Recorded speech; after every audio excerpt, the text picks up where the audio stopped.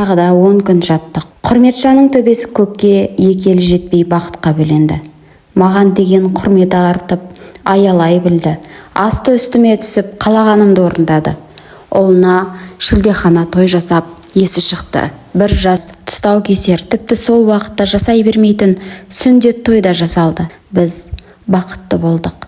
Құрметжан ұлына қуанғанмен ұлға қатты жақындамады. Керісінше қыздарына тым жақын болып кетті. Ер адам ұлға еміренбеді ма деп ойладым. Әр тойды мақтанышпен атап өткені болмаса, ұлын көтеріп құшақтап жүрмеді. Үйге ұл келгеннен соң 3 қыз бақытқа бөленді. Әкелері үшеуіне тым жақын болып, айтқандарын істейтін болды. Қыздарға көңіл бөліп, көңілдерінен шықты. Әкелерінің сол әрекетіне қыздар да риза болып, өте мейірімді, біріне бірі жақын болып бой жетті. Ұлымыз Жалғасты 3 апайларды қатты жақсы көрді. Үлкен қыз Данагүл өз баласындай қарап, тым жақын болды. Олардың жас аралығы 16 жыл болған соң, әсте бір ана мен бала тәрізді. Мен ұлым деп мақтанышпен жүргеніммен шынайы жүрегім елжіреп, жақсы көре алмадым. Данагүлдің махаббаты болмаса қалай болар еді? Өз ұлым емес екені итерді ме? Әлде қателігім солай кедергі жасады ма? Әйтеуір емірене алмадым. Әншейінде туысымның баласына болатын махаббатпен былай жақсы көремін. Өз ұлыма деген ыстық махаббат оянбады. Мен бұл балаға риза болып, басқа балаларымнан артық жақсы көруге тиіс едім. Жалғасым бәрімізге бақыт сыйлады ғой.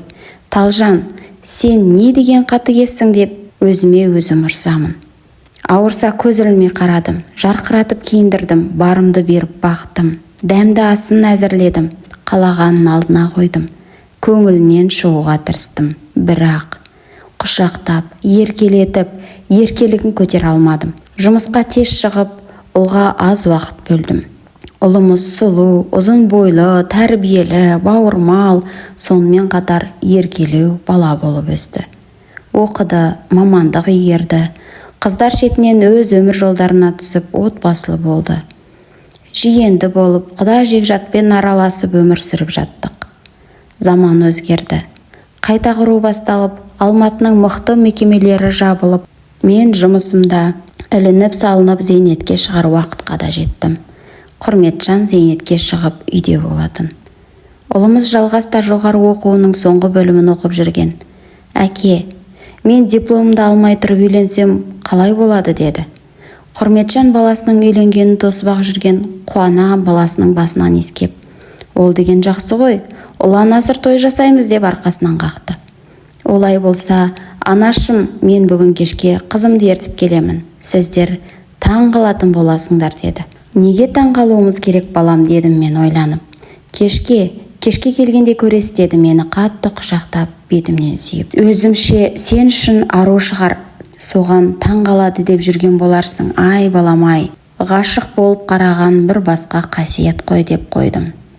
Дастархан әзірлеп, Құрметжан екеуміз елеңдеп күтумен болдық. Кешкі сағат 6-да Жалғас есік қоңырауын басты. Мен барып аштым да сілейіп тұрып қалдым. Жалғас қарқылдап күлді де, кір, ұялма деп қыздың иығынан құшақтай ұстап кіргізді. Қыз менің үлкен қызым Данагүлді қаптап қойғандай. Данагүлдің жас кезі. Қонақ бөлмеден Құрметжан шықты да, ол да қызға қарап ойланып қалды. Сіздерге айттым ғой, таң қаласыздар деп. Дана мамамнан айнымайды, я, деді Жалғас Данагүлді Дана мама дейтін. Данагүл негізі әкесіне қатты ұқсайды. Менің 2 қызымның бет әлпеті маған келетін. Мына қыз Құрметжанның дәл өзі. Кішкене кезінде Құрметжан Данагүлге қарап отырып, анасына еш жері ұқсамаған, Алла мені аяп, қызымды анасына ұқсатпапты. Мен Дананың анасын қатты жақсы көріп едім. Данагүлім анасына ұқсап өссе, мен қиналар едім деген еді. Мына келген қыз Данагүл мен Құрметжан. О, тәуба. Сонда бұл кім екен деп ойлап отырдым. Қыз өте сыпайы, тәрбиелі екен. Есімі Айна. Таза алматылық, білімді, ата-анасы, 2 інісі бар екен. Айна күліп отырып, Жалғас менің әкемнің жас кезі. Інілеріме де ұқсайды. Мен Жалғасты алғаш көргенде тілімді жұтып, көз алмай қарап қалғанмын дегенде менің жүрегім аузымнан шығардай соғып кетті. Құлағым шыңылдап, басым ауырып, қолдарым дірілдеп, жүрегім қатты соғып кетті. Анашым, сізге не болды? Анашым, боп-боз болып кеттіңіз деп Жалғас қасыма келді. Құрметжан телефонға жүгіріп, жедел жәрдем шақырып, содан кейін су құйып, дәрі тамызып ішкізді. Мен сөзбен айтып жеткізе алмайтын жан күйзелісіне түстім. Келін келеді деп сонша дайындалып еді. Қатты қобалжығандікі шығар деп Құрметжан шошып қарап тұрған айнаға айтқандай, менің ішімнен тағы да булыққан өксік шығып, жастарым ағып селкілдеп кеттім. Іштей келін, бұл қыз. Келін емес, қызымыз ғой деп жылаймын. Өзімді тоқтатады, тыныштандыра да алмадым. Қыз жанашыр көзбен қарап, қолымнан ұстағанда денеме от түскендей болды. Жүрегім қатты қағып ауа жетпей кетті. Не деген өкінішті азап еді. Масқара, күнә мен тозақ отына түскендей жанып барам. Қыздан қолымды тартып ала алмаймын. Қыз бетіне қарай алмай көзімді жұмдым. Сәлден соң есімнен танып кетіппін. Есімді дәрігерлер жиғызып ауруханаға дереу алып кетті. Мені ой жеп барады. Не істеймін? Құдайым-ай, бұл әлемде басқа қыз жоқ па еді? Айна менің қызым ба? Жалғасыңды өз ата-анасына қоспақсың ба? Шындық шықса не болады? Мен Құрметжанға не деп айтамын? Ой пырмай, ана келіншекпен қалай жолығам? Оның бетіне қалай қараймын? Ол мені бірден таныр. Сосын балаларымыз ауысып кеткен бе десеші. Жалғастың әкесін көрген соң Құрметжан не ойда болады екен? Не істеймін? Не болады? Әсем болмаса Айна деп есімін қоямыз деген, Айна деп қойған екен ғой деп ойлап ауруханада жатырмын. Екпелер салып тамырыма дәрі тамызып жатқызып қойды. Ауа жетпей тынысым тарылып, кеудем қысылып, менде ар-ұждан азабы. Ауруханада денсаулығымды оңалта алмай 15 күн жаттым. Оңалатын түрім жоқ. Оған кедергі мені әртүрлі ой жеп жатыр. Ұлыма Айнаға үйленбе деп қалай айтамын? Айтсам да ол көне ме? Айнадан ажыратамын деп ұлымнан айырылам ба? Құрметжан не деп ойлар екен? Ол мені түсіне ме екен? Ай, Құдайым-ай, қартайғанда қарабет болатын болдым-ау деп жылаймын. Талжан, сен қарабет болғаның қашан? Міне сол ауыр жүкті көтеріп жүргеніңе 24 жыл уақыт өтті ғой. Жалғастың ата-анасымен бір қалада тұрып, көріп қалмаса екен, кездесіп қалмасақ екен деп балаңды жетектеп қыдырмадың ғой. Тіпті бүлдіршін кезінде цирк, парк деген жерге өзің тұмшаланып, көзіңе көзілдірік, басыңа бас киім киіп, Жалғасты қыздарыңа қосып, қасыңа жолатпай, қуыстанып қорқумен болдың ғой. Қай жерден сол келіншек шыға келер екен деп жүрегің қатты соғып, үрейің ұшып қиналдың. Сол әйелге ұқсас әйел көріп қалсам ше? Ол кезде денем суып, сосын тер бұрқ етіп ауа жетпей кететін. Содан кейін Жалғаспен қыдырғанды мүлдем тоқтаттым. Талжан, қорқыныш үреймен өмір сүргенің аз беді. Енді сол сырды жұтып өлуің ғана қалды. Өтіріктің жолы қысқа деп бекер айтпаған екен. Міне, өтірігің әшкере болатын кез келді. Ол масқарамен жек көрінішті болғанша өлгенің артық. Құрметжаннан жаман балағат сөз естіп, қыздарыңның бетіне салық болып, ұлыңнан ашу, жек көру, сонымен бірге ауыр сөз естігенше өл. Сен де тек өлу қалды деп өзім жедім. Өмірге деген күрестен гөрі өлім шақырып жаттым. Тағы да тыныс ала алмай, кеудем қысылып, жаным қиналды. Өле салу соншалық оңай нәрсе емес екен. Кеудеден жан шыққанның өзі азап екен ғой. Көзіңді жұмып өле салмайды екенсің. Қиналыс пен арпалыс сөзбен жеткізу өте қиын. Ақыры ағзам қиындыққа шыдамай мен комаға түсіп кеттім. Мен дәрігерлердің көмегімен 4-ші аптаға жетпей есімді жидым. Маған ажал келмей, азабыңды осы өмірде тарт деп көзімді ашқызды. Қайтейін?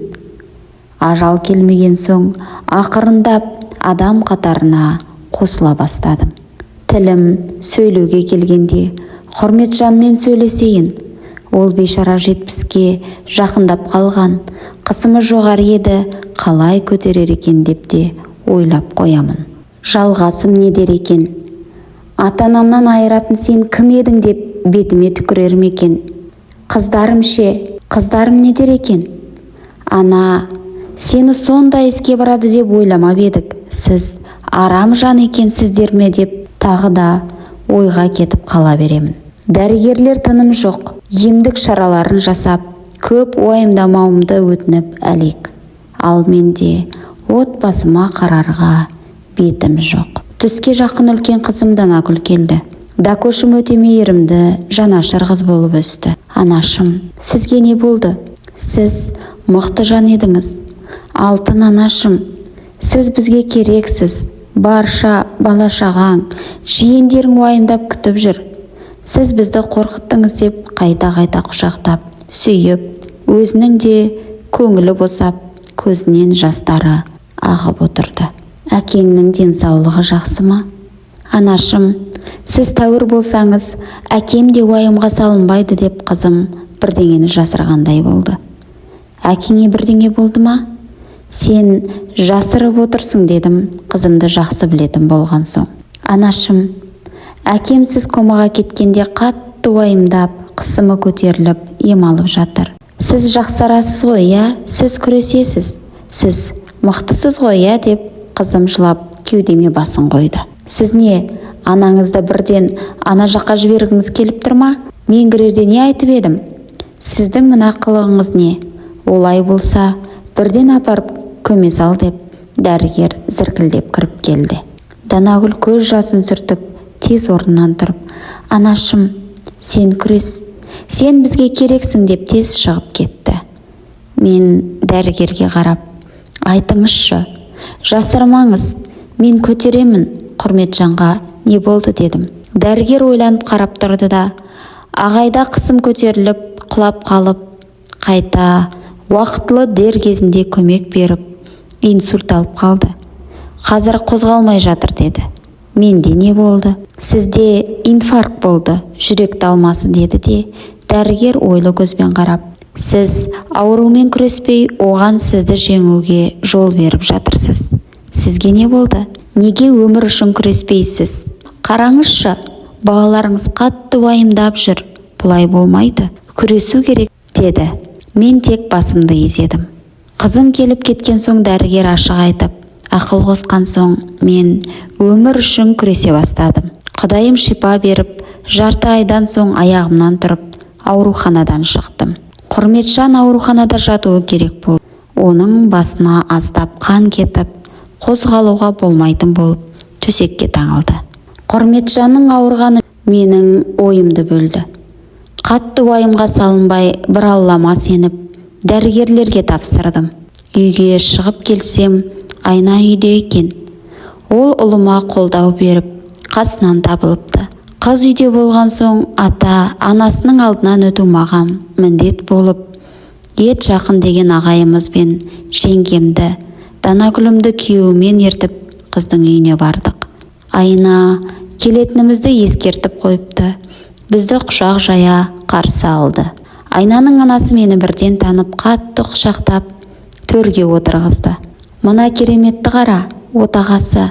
Мен сізге айтып едім ғой, босанғанда қасымда бірге еденде босанып қалған апай болды деп. Сол кісі осы. Құдайым-ай, жалғас, менің үстімде емген балам ғой, енді өз балам болатын болды деп жалғасымды құшақтап емірене сүйді.